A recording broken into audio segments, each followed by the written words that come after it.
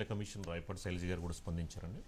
దీన్ని సుమోటోగా తీసుకొని మేము విచారిస్తాము, అమ్మాయితో మాట్లాడతామని చెప్పని కూడా చెప్పడం. రైట్ మధు, ఏంటి ఈరోజు ప్రెస్ కాన్ఫరెన్స్లో వాణి చెప్పినటువంటి హైలైట్స్ ఏంటి? తన అభిప్రాయం వేణానా? ఆ వేణా చెప్పినటువంటి హైలైట్స్ ఏంటి? ఎలా ఉందంటే సార్, ప్రేమ పెళ్లి పంచాయతీ ఓ పొలిటికల్ పార్టీ సార్. ఈ పొలిటికల్ పార్టీ వల్ల ఇంత పంచాయతీ అయ్యిందంటే ఎస్, ఈ పొలిటికల్ పార్టీ అంటే జనసేన పార్టీ ఎమ్మెల్యే కాబట్టి ఇంత పంచాయతీ అయింది. లేకపోతే మాత్రం ఇది ఎక్కడో ఇలాంటి సంఘటనలు చాలా జరుగుతుంటాయి. కానీ అవన్నీ కాకుండా ఇవి ఎందుకు ఇలా అయ్యాయి అంటే అక్కడ ఎమ్మెల్యే ఉన్నాడు, పొలిటికల్ పార్టీ, ఎమ్మెల్యేది కూడా పక్కన పెడతాం, ఆ ఎమ్మెల్యే కూడా పట్టించుకునేటువంటి కాదు. అంటే అది ఆ టార్గెట్ జనసేన ఉంది కాబట్టి పంచాయతీ పెట్టారు. వాళ్ళేదో ప్రేమించుకున్నారు, వాళ్ళేదో పెళ్లి చేసుకోవాలనుకున్నారు, వాళ్ళే గంగలోనే దూకాలనుకున్నారు, అది పర్సనల్ మ్యాటర్. కానీ ఇక్కడ పంచాయతీ చేయడానికి చేసినటువంటి వ్యవహారాలు ఉన్నాయి చూడండి సార్. కట్అవుట్లు పట్టుకొని ఏకంగా రంగంలోకి దిగిపోయారు. మేము పొట్టి చేస్తాం, మేము న్యాయం చేస్తాం, మాకు ఇది డూమ్ అంటూ కూడా వచ్చేసారు. మరి గతంలో గోరంట్ల మాధవ్ విషయంలో ఇదే కట్అవుట్లు ఇదే దండాలు ఎందుకు రాలేదు? ఓకే, ఇంకా అది వాళ్ళ ఇష్టం, పక్కన పెడితే ఈ రోజు ప్రెస్ మీట్ జరిగింది. అంటే రైల్వే కోడూరులో జరిగినటువంటి ఇన్సిడెంట్ ఆమె ఎక్కడైనా పెట్టచ్చు, హైదరాబాద్లో వచ్చి ఒక ప్రెస్ మీట్ అయితే ఏర్పాటు చేసింది. ఒక గంట పాటు ఆ ప్రెస్ మీట్ అంతా కూడా జరిగింది. ఒక 15 నిమిషాల పాటు 20 నిమిషాల పాటు ఫస్ట్ ఆమె అంతా కూడా మాట్లాడింది. అయితే మాట్లాడిన తర్వాత ఇంకా రిపోర్టర్స్ అందరూ కూడా ఉంటారు కాబట్టి అందరూ కూడా అందులో క్వశ్చన్లు అడిగారు. మీరు దీనికి సంబంధించి శ్రీధర్ మీద, అంటే ఎమ్మెల్యే అరవ శ్రీధర్ మీద చేసినటువంటి అలిగేషన్స్ ఏవైతే ఉన్నాయో వాటిల్లో నిజం ఉందా లేదా, అండ్ మోర్ ఓవర్ మీరు చెప్తున్నటువంటి మాటల్లో కాస్త అబద్ధాలు ఉన్నాయి అని అడుగుతూ ఉండగానే నేనంతా నిజమే చెబుతున్నాను అని అయితే ఆమె చెప్పింది. మీరు నిజమే చెప్తున్నారు కదా, మీరు చాలా ధైర్యవంతులు, మీకు చాలా ధైర్యం ఉందంటే నాకు భయం అన్నది. ఒక భయపడేటటువంటి ఒక మహిళ ఒక వ్యక్తిని, ఒక రిపోర్టర్ని ఇంటికి పిలిపించుకొని చేతిలో బెల్ట్ పట్టుకొని ఫట్టా ఫట్టా ఫట్టా కొట్టేటటువంటి ప్రయత్నం చేసింది అంటే ఆమె భయపడే రకమా సార్? ఓకే, ఈయన ఎమ్మెల్యే కాబట్టి భయపడింది అని అంటుంది. ఓకే, ఐ లవ్ యూ అనే మెసేజ్ ఎందుకు పంపించింది సార్? ఐ లవ్ యూ అరవ శ్రీధర్ అనేటటువంటి మెసేజ్ ఈమె ఫోన్ నుంచే అతనికి వెళ్ళింది. అతని ఫోన్ నుంచి కూడా ఇంకా అన్నీ వచ్చాయి. అంటే ముద్దులు, కిస్సులు, సింబల్స్ అన్నీ కూడా ఉన్నాయి, ఇద్దరి మధ్య కూడా జరిగినాయి. బెదిరించేవాడు, లోపల ఏమని భయపెట్టాలనుకునే వాడికి ఈ మెసేజ్లు ఎందుకు వెళ్ళాయి? ఆమె ఒప్పుకొనింది, ఇదేదో మనం చెప్తున్నది కదా, ఆమె ఒప్పుకుంది. ఐ లవ్ యూ నేను పంపించాను అని. ఎందుకు పంపించాను అంటే నో ఆన్సర్.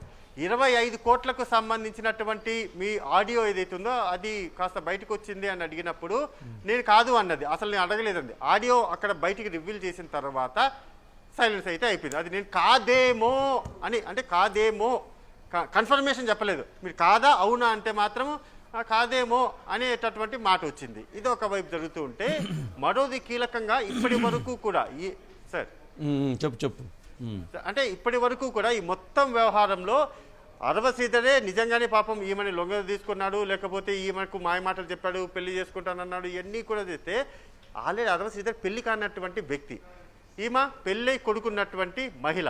సో అలా ఎలా మీ ఇద్దరికి మ్యూచువల్ అండర్స్టాండింగ్ అతను చెప్పగానే ఎలా ఒప్పుకున్నారు అనుకుంటే నో ఆన్సర్.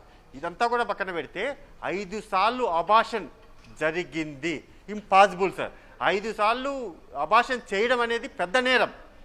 మరి 5 సార్లు అబార్షన్ ఎలా చేయించుకున్నది అది కూడా బయటికి రావాల్సింది. ఇంకొకటి, రైల్వే కోడూరు నుంచి రాజంపేట వరకు కూడా వెహికల్లో తీసుకొని వెళ్ళిపోయి తనని రేప్ చేశారు అనేటటువంటి వ్యవహారం ఏదైతే చెప్తుందో గూగుల్ టేక్అవుట్లో అది బయటపడుతుంది సార్. దాని మీద చాలా అనుమానాలు ఉన్నాయి. విహారయాత్రకు వెళ్ళడం, అక్కడ ఎంజాయ్ చేయాలనుకోవడం ఒకటైతే, బలవంతంగా తీసుకొని వెళితే ఖచ్చితంగా అక్కడ సీసీ కెమెరాలో వీళ్ళు వెళ్తున్నటువంటి అతను బెదిరించడం అవన్నీ కూడా రికార్డ్ అవుతాయి. మరి గూగుల్ టేక్అవుట్ కూడా ఇది బయటికి రావాలి. ఆ గూగుల్ టేక్అవుట్ నిజంగా తీసుకెళ్లాలని నిజంగా ఆమెకు బాధితురాలితే ఖచ్చితంగా ఆ వైపు నిలబడ్డాం. కానీ బాధితురాలు అనేటటువంటి ముసుగులో బిహైండ్ ఏదన్నా 25 కోట్ల నుంచి 10 కోట్లకి, 10 కోట్ల నుంచి 5 కోట్లకి, 5 కోట్ల నుంచి 3 కోట్లకి ఏదన్నా జరిగి ఉంటే మాత్రం ఖచ్చితంగా ఇద్దరి భాగవతాలు బయటికి రావాలి. ఇద్దరూ కూడా అంటే సాంప్రదాయాన్ని సుప్పిని శుద్ధపూసిని అంటారు కదా సార్, ఇద్దరూ కాదు సార్. కానీ తను నేను శుద్ధపోస్తుని, నాకు అన్యాయం జరిగింది, నాకు న్యాయం చేయండి అని అంటుంది కదా. కానీ అక్కడ ఎమ్మెల్యే, ఇక్కడ ఏమైనా ఒక ఎంప్లాయీ. కానీ ఎమ్మెల్యేదే మెజారిటీ తప్పు కదా. ఎమ్మెల్యే ఒక మహిళని లొంగ తీసుకోవటం, ఒక ఎంప్లాయీని లొంగ తీసుకోవటం అన్నది అది నేరం కదా సార్. ఇక్కడ నేరం, కానీ అదే నేరము కోర్టు వరకు, ధర్మాసనం వరకు వెళ్ళేసరికి ఎలా అవుతుంది అనుకుంటే మాత్రము ఎవరు లొంగ తీసుకున్నారు, లొంగ తీసుకోవడం అనేది పక్కన పెడితే మ్యూచువల్ అండర్స్టాండింగ్. ఇంకా ఆమె చెప్పినటువంటి ప్రెస్ మీట్లో ఒక కీలకం, ఆమె ఎలా అంటే తెలిసి చెప్పిందో తెలియకుండా చెప్పిందో కానీ మొదటి రోజే చెప్పడానికి మెసేజ్ పెడితే ఇద్దరి మధ్య జరిగినటువంటి కన్వర్జేషన్ ఆ రోజే 2 గంటలు మాట్లాడుకున్నారంట సార్. ఫస్ట్ డే మొదటి రోజే కాంగ్రెస్ చెప్పిన తర్వాత సరే 2 మొదలు గంటలు ఇదంతా ఒకవైపు నువ్వు ఎవరైతే వాణ్య వీణతో వీణ భర్తతో మాట్లాడావు కదా, తనేమంటాడు అసలు? సింపుల్ గా అతనైతే కొట్టి పడేశాడు. అంటే ఈ గలీజ్ పంచాయతీ నాకు వద్దనే వద్దు, ఈ గతంలో ఈమెకున్నటువంటి వ్యవహారాలన్నీ కూడా నాకు తెలుసు.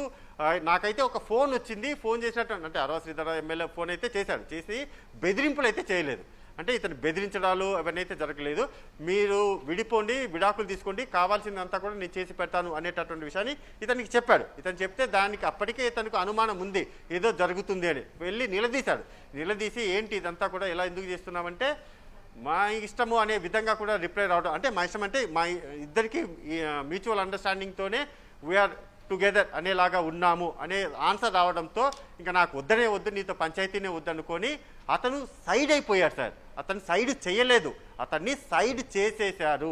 అలా సైడ్ చేయడంలో ఇద్దరి పాత్ర కూడా ఉంది సార్. అలా సైడ్ చేసేయడము, అతను వెళ్ళేసి తన కొడుకుతో హ్యాపీగా తన లైఫ్ అయితే ఇప్పుడు కొనసాగిస్తున్నాడు. కానీ అతను నోరు తెరిస్తే బండారం మొత్తం కూడా బద్దలైపోతుంది సార్. అతని దగ్గర ఉన్నాయి ఈ వీణాకు సంబంధించినటువంటి మొత్తం వ్యవహారాలకు సరే, అతను వాళ్ళిద్దరం మేము పెళ్లి చేసుకుంటాము, మీరు తప్పుకోండి అని చెప్పారు అతనికి. తప్పుకోమని అంటే మీరు విడాకులు ఇచ్చేసేయండి, విడాకులు ఇచ్చేసుకుంటే హ్యాపీగా మేమిద్దరం పెళ్లి చేసుకుంటామనేటటువంటి ఆఫర్ ఇస్తే దానికి అతను ఏంటి ఇదంతా కూడా మర్యాద ఉన్నటువంటి ఫ్యామిలీ కదా మంది, ఇలా చేయడం ఏంటి అని అడిగితే లేదు మేమంతా ఇష్టపడుతున్నాము అనేటటువంటి చెప్పడము, అది ఆమెను అడిగితే కూడా ఆమె కూడా ఓకే అని చెప్పడంతో ఇంకా చివరికి ఇతనే సైలెంట్ అయిపోయాడు సార్. ఇంకొద్దులే, ఇంక చెప్పు బాగా ఈయనే కాదు పెట్టే కాదు మనలో కావట్లా, కష్టంగా ఉంది, భారంగా ఉంది. అట్లాగే